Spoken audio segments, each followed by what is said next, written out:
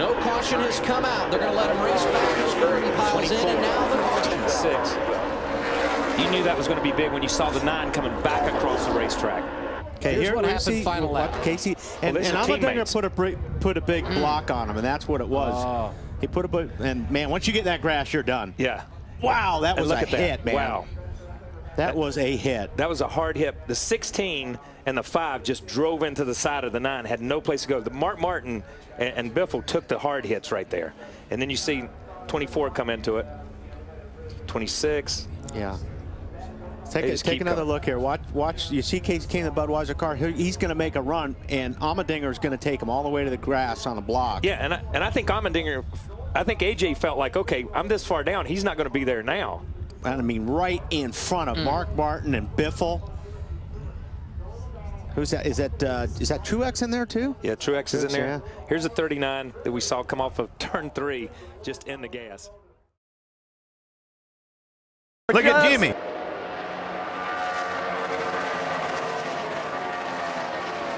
Trouble! Kurt's into the wall. Boyer's in it as well. And Kurt's getting the worst of it. Like a little bump drafting going on right there. We're trying to gain the advantage. Looked like the 48 got into the back of him a little bit. Boy, he almost came back out onto the track right there. And there is the view as Kurt takes the wheel off. Man, look at this car. Oh, man, further back, Elliott Sadler. And look at this. Gosh. The engine is out of this thing. Oh, my gosh. The 48 was right on the 2. Looks like he might have got into him a little hard and turned him. Yeah, he was trying to help him pass this 33 car, Clint Boyer, but yeah, kind of went bad there. That's a hard lick at 180 miles an hour. You know, and then Boyer tags Kurt Busch. There's where the front wheel came from, maybe off of this 2 car. Yeah, there it comes loose. Let's take another look at it. You can see Boyer was trying to side draft a little bit at the same time, so there wasn't any room for any error there. On him now, 3 to go. First oval track win. He won it in Infineon 96 races ago on the road course. And half a second. And the 99 has turned over Brad Keselowski. And we have a caution. My goodness. I don't know if I'm okay. Keselowski was on track for a 6th place finish. Boy, we're told there was contact between Edwards and Keselowski. And have we seen that somewhere once before? Talladega last year and early in this race at lap 41. A little crossover move here by Carl. Clean here, clean here. Just slight contact. Look at that thing go. That looks so much like Edwards' turnover at Talladega off the bumper of Keselowski. It really did, and I'm so wondering and hoping that when they put the spoiler back on these cars, they'll quit turning over like this. Keselowski's put the window net down. The roof flaps deployed, but it did not sit that car back down. I'm like you, Darrell. I'm going to be so glad to see that rear spoiler back on these cars. I think that's it's got to be something to that. That car took a hard hit in the left A pillar, the windshield post right in front of the driver. I don't know. I don't think he can step out until he waits till the last second and picks up. He goes to the outside. Is Edwards going? Oh, no! He turns him. No, no. Oh, and that destroyed the front end of Newman's car. No. Edwards will not make it to the flag. Oh, Brad Keselowski won this race. Unbelievable. Carl Edwards' car destroyed, and Junior's protege, Keselowski, the winner, and Carl Edwards is moving around and ready to climb out. Larry, look at that. The carburetor's gone off. It's completely gone. Carl did what he wanted to do. He stayed at the back all day long. He played it smart. Had this race possibly won. Not now.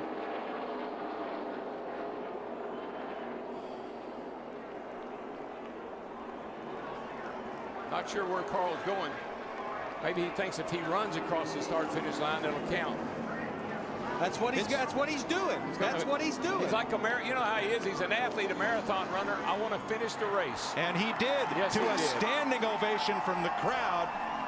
Shades of Ricky Bobby. Let's take a look, Mike. Carl Edwards, he opened it up just a little bit. Yeah, I'm not sure. I think this is a hard lick right into the fence. I mean, that car, that looked like Bobby Allison did here in 1987. The catch fence did its job, and the car did its job. Thank goodness we have the new, much stronger, safer catch fences. And Newman took a hard hit from Edwards as well. Ruderman getting out of this car, moving into the 44 to replace the now retired Dale Jarrett in the UPS car. There was some talk of whether the team could switch points. Whoa, guys, whoa. Oh, no. Oh, my gosh. I have never seen anything like that in my life.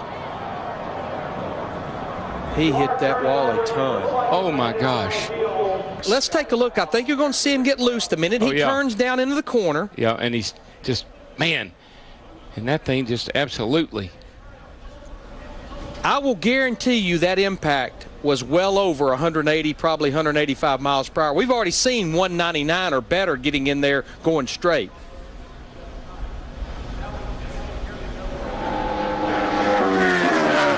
That's a part of the racetrack. I can't even hardly watch that. It's a part of the racetrack, but Murray said was a little slick getting in. Not knowing if Michael changed his line a little bit, got a little too much into that speedy drive. I think Junior may have spun the tires, Larry. And what a break that was for Gordon, but look on the high side. Oh, Gordon comes up. Oh, he got Kenson. Oh, and there goes Jeff. Jeff's in the inside wall, hard into the wall. Caution will wave. Caution will wave. The field is frozen. We'll be coming back to 4 to go. That was, and he almost got clipped again. Watch the 17 and 24. It all started with this restart. I mean, this gets everything bottled up. And now it's just like a real rat race down here into turn 1. Jeff's on the bottom. Here comes Matt up on the outside. I think Jeff just shoves up right there, gets into him ever so slightly. And look at Greg Biffle slide by, but that inside lick on the inside wall is what tore Jeff's car all to pieces. They're going to stop the field in turn 1 so they can clean up turn 2. Here's another look. And you're right, Darrell. Jeff's car just pushes up, won't hold the bottom of the racetrack. Couldn't hold it down. And this thing goes in here, and it hits an opening. That's why it knocked. That's what happened. Oh, my God. It hit that opening, and it just ripped the front end off of it. There's no safer barrier there. No. Now, Jeff is okay. Let's ride along in his Chevrolet. Look out. Just racing, man. That's all it was. Dale Earnhardt started to move down, and Elliott Sadler was giving him a little bit of room, and here's Kurt Busch already there.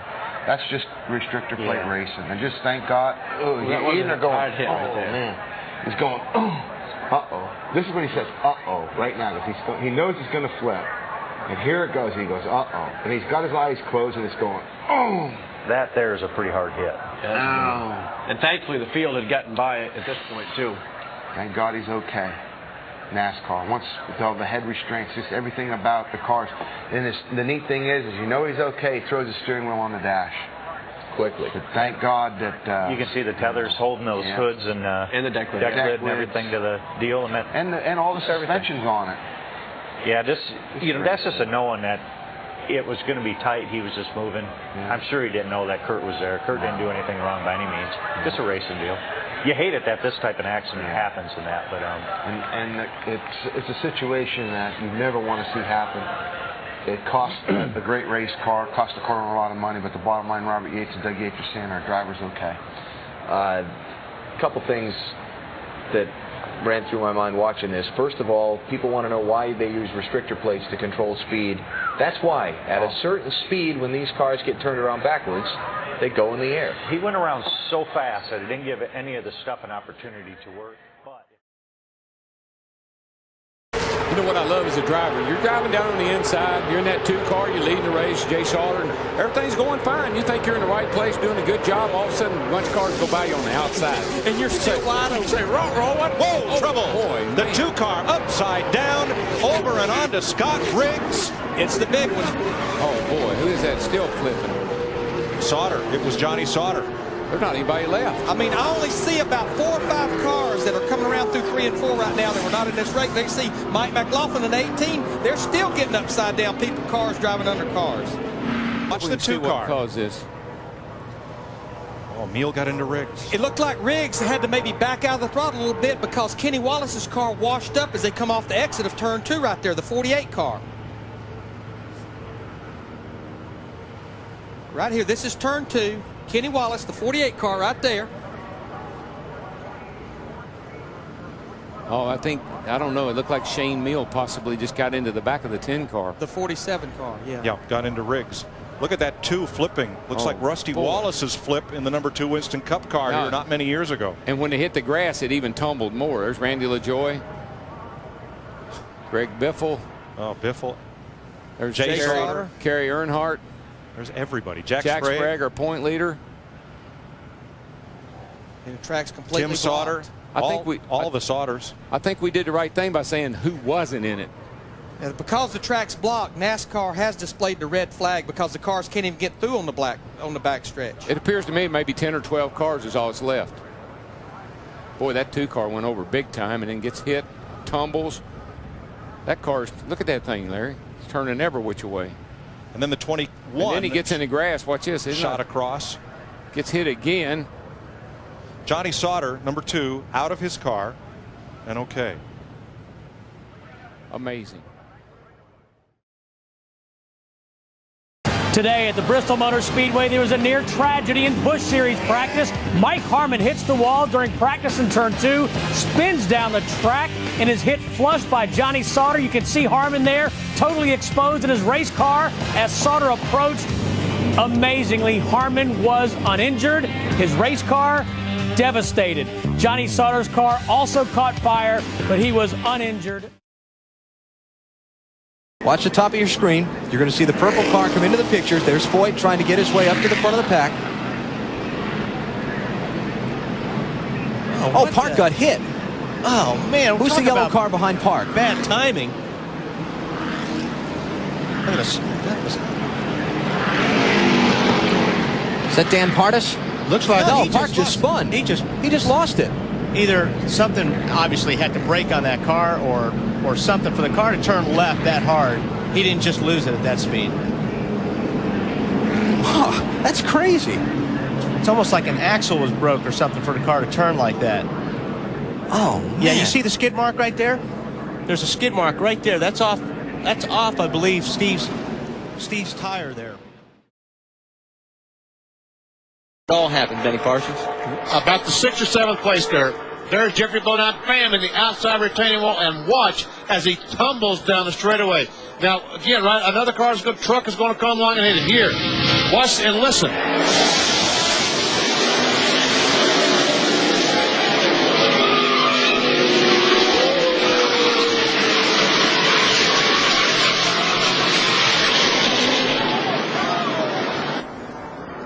From Jeffrey Bodine's onboard. Listen.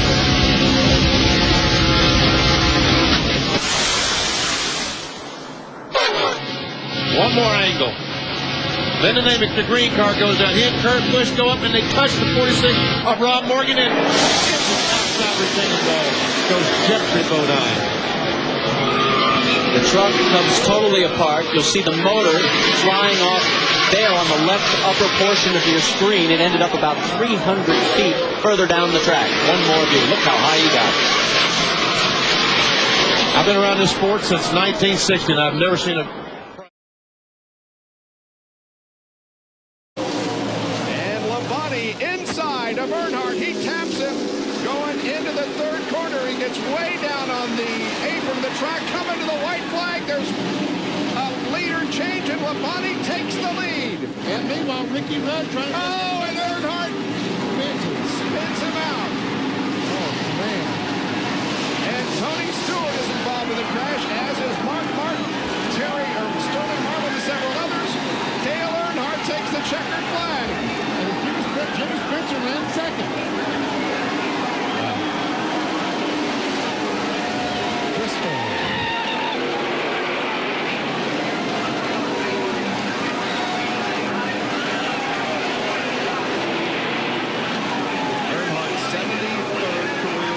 Second win of 99. He won at Talladega.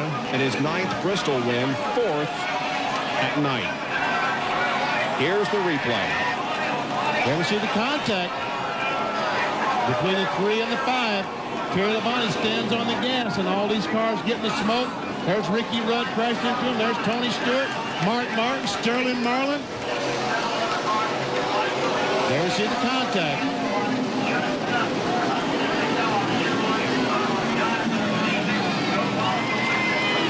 That's too bad. Well, take a look here. Oh, there it is. Top of your screen. There it is. He did hit that wall hard. Then again. And then he comes down off the track, and he probably going to hit it again. He's going to hit it again. He has no brakes. Wow. There's 3 times, and he hasn't hit the inside wall yet. And look at all the debris that's flying off. And from another camera, there's another blow. And now he's going to go across the grass. And we're going to see Jimmy Spencer's car sit in there. See all that water. And just in front of Spencer's car and in the inside wall. Wow. And when I said these people scattered, and I don't believe there was any injury to those people, that does not mean that perhaps Steve Park has not suffered some kind of an injury, because he is still in the car. Here's the contact with the wall, and he had that for a ton too. Sure did. He had 4 hard licks. Wow. Jeff Gordon and Mark Martin running side by side. Okay, Martin goes a little high there. Gordon gets into him. They both have to back off, and then the jamming up starts, and they get into the wall on the outside. Others start jockeying around. There's Derek Cope. He thought he got through that for just a moment, but Mark Martin's going to come right back up in front of him. And is that Ricky Craven? Yes, it is. Ricky Craven in car number 41 that's flipping over, went up against the outside wheel fence, back down on the track, and was hit again. Yeah, he got hit again as the car was rolling toward the apron of the racetrack. So Ricky Craven a few years ago. Yes, it was. Okay, here they are. Gordon trying to go on the outside of Mark Martin. They make a little contact, and it sort of shoots Martin out into the wall. Then Gordon comes up, gets tagged, and spins around. And Ricky Craven right in the middle of it. His car gets airborne. You can see it flipping up to the outside wall, just coming apart, and then is hit down on the inside by Elton Sawyer. Earnhardt on the inside and Sterling Marlin outside. And Ernie going with Earnhardt down on the inside. That's going to hit. Oh, big time trouble. Terrible crash. Front of the field all torn up.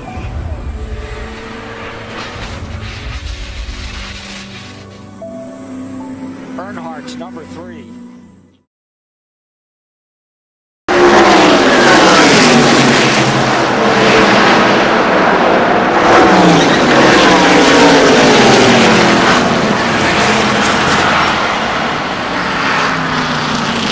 Oh, man. It's a wonder he didn't fly over that guardrail and come to land against those people down there, maybe. Well, there's a ditch, and then, of course, the other guardrail there. Now, this ought to be a real shot.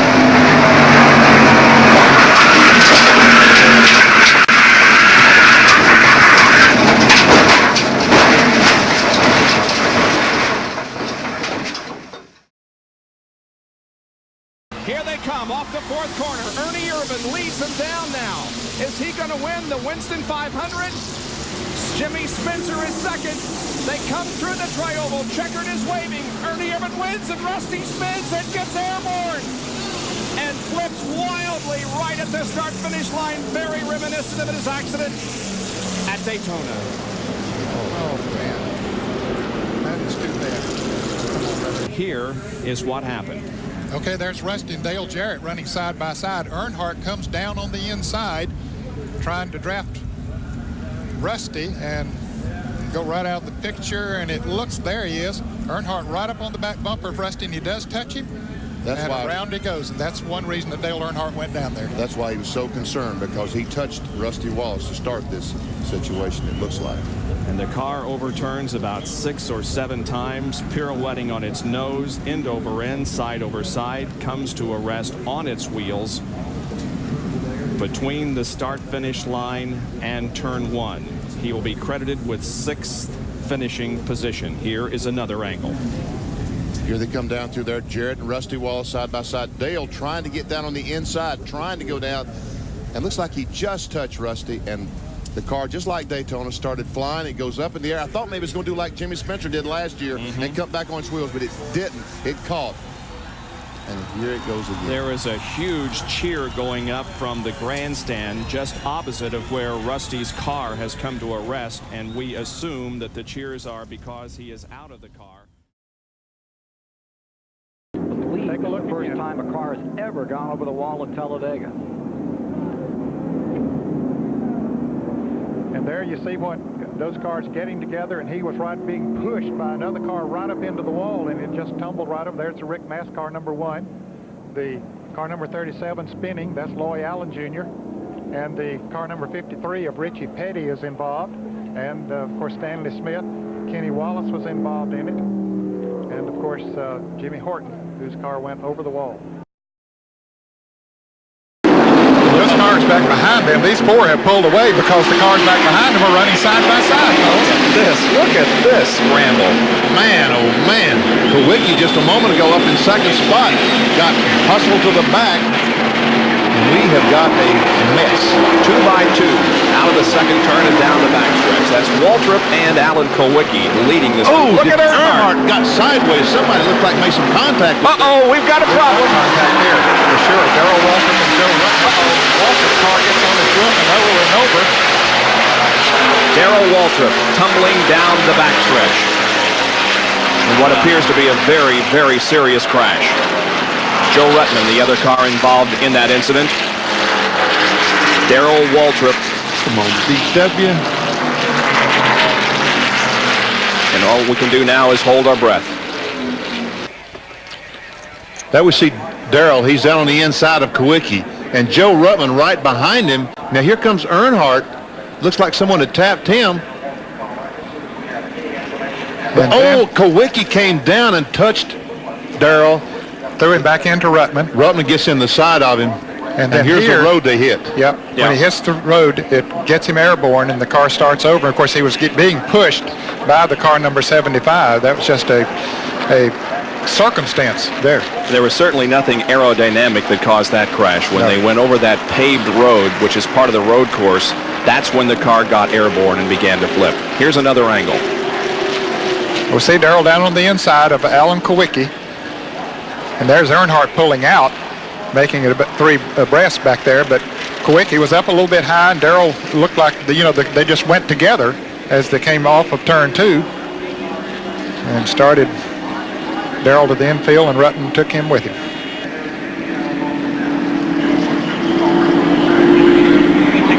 Car rolled over 5 or 6 times and came to rest on its side.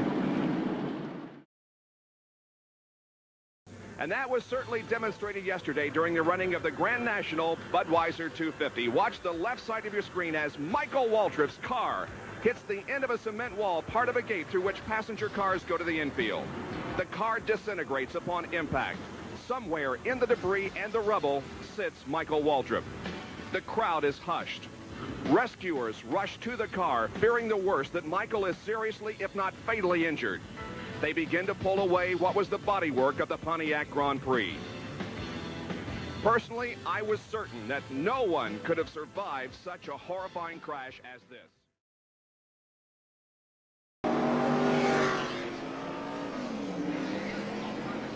Richard Petty was running in a pack of cars, and the back end starts to go around, and it looks like he might have been tagged by the car number 73 of Phil Barkdahl, and you can see Petty's car just framming and turning over up against the wall, and other cars coming in.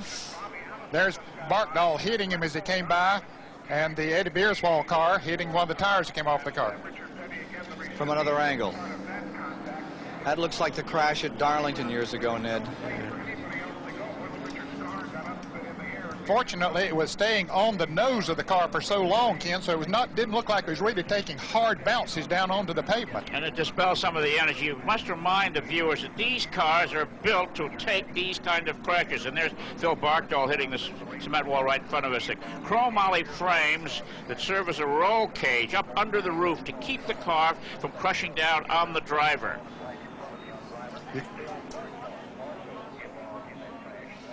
Let's take a look from Ricky Rudd's vantage point.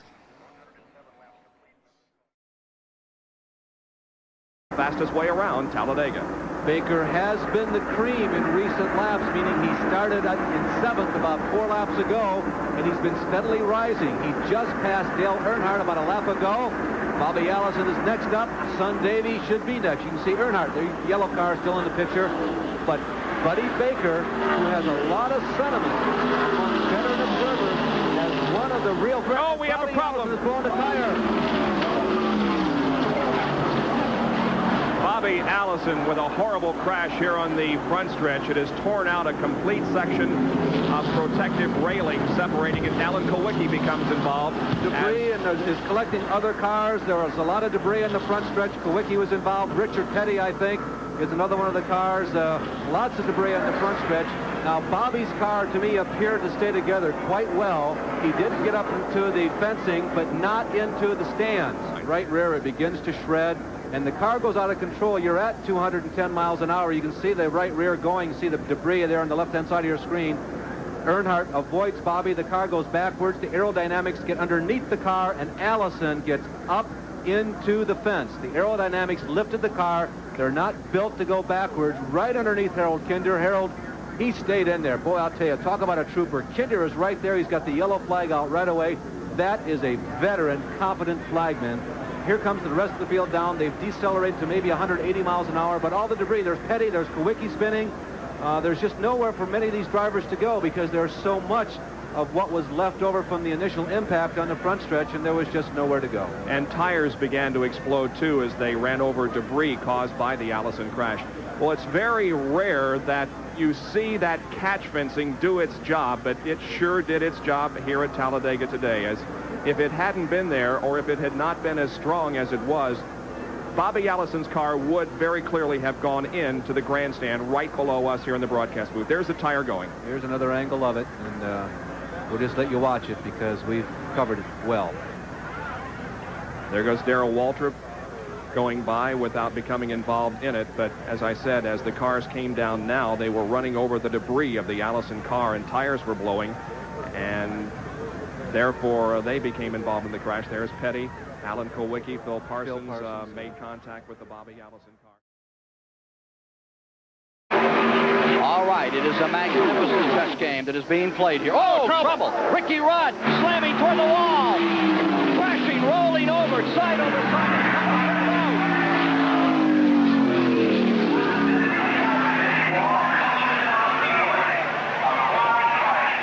Ricky Rudd, Ford automobile, out of control, side over side several times, lands in the grass just to the top of pit road. The Budmore car destroyed. You're watching live from the Daytona International Speedway, the Busch Clash of '84. The most serious crash in the 6-year history of this event has just taken place. Here is Ridley on the inside. He might have touched him, but sometimes, because of the compression of the air, here you see Rudd's car turning back the wrong way as it slid. The air got under it, flipped it back the wrong way. I think that it was a blessing that it didn't get into that wall, Ken. It started spinning away from him, just like a bucking horse, going in every kind of a direction. And, of course, Ricky holding on.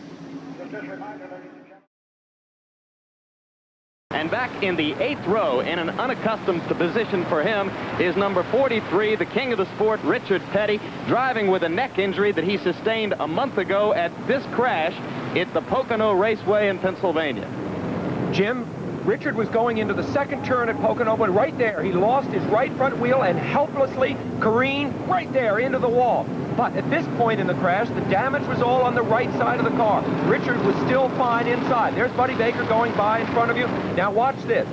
Chuck Bone appears spinning backwards. He gets by Richard. Now, here comes Darrell Waltrip for the hit. Waltrip, at that point, right into Petty's door. That's when Richard was injured in that crash, right at that point. The leader's at record speed, but the rest of the field is in trouble back in the fourth turn.